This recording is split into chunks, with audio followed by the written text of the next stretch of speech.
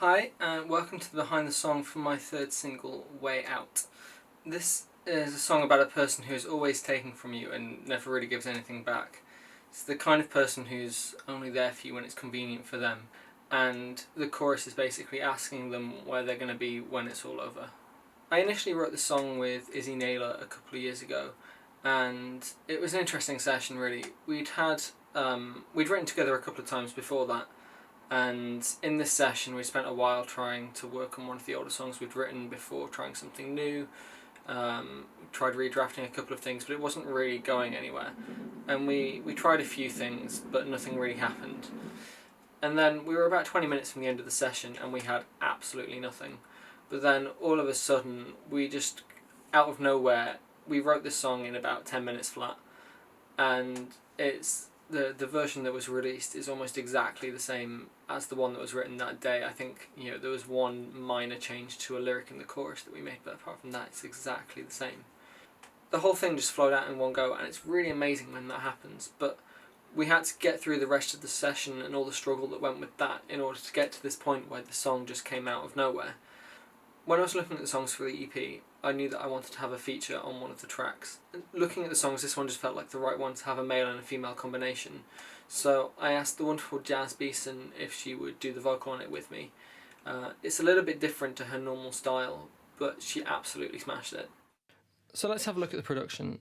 The song started with this guitar riff in the intro and the electric piano pad. And this is what we wrote the song around with the first draft.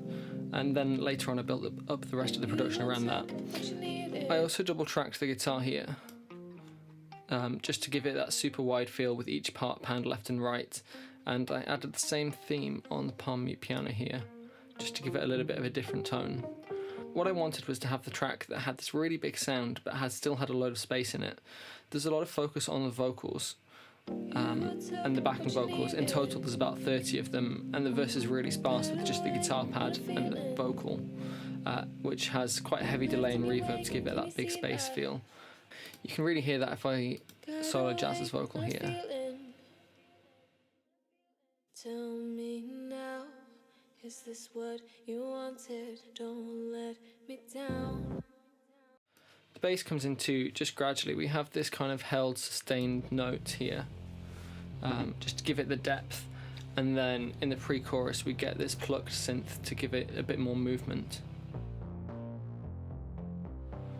As we come into the pre-chorus as well, we also get this tremolo pad which has an EQ sweep and just opens up as it gradually goes on.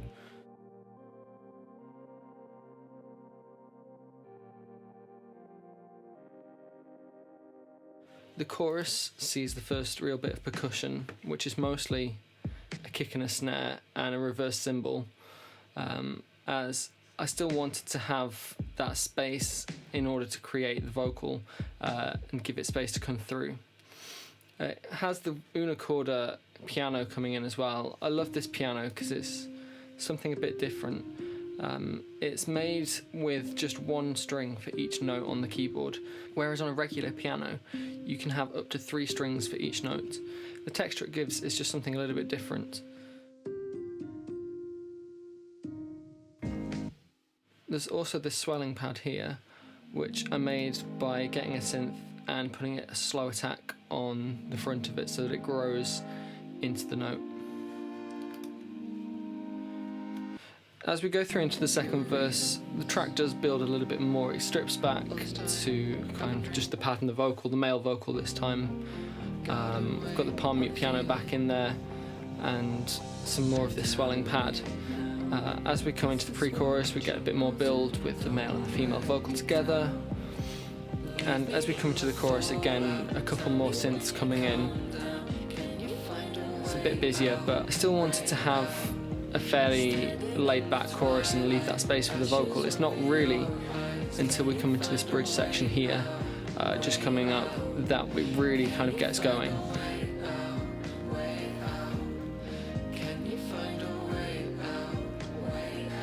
Each repetition builds with new parts coming in, and again we've got loads and loads and loads of backing vocals. We've also got this clock tick sound here, which doubles partway through the bridge and goes into double time with this additional one coming in, and it pans hard left and hard right to give it a bit more movement when you're listening to it, especially on headphones. You can really hear that.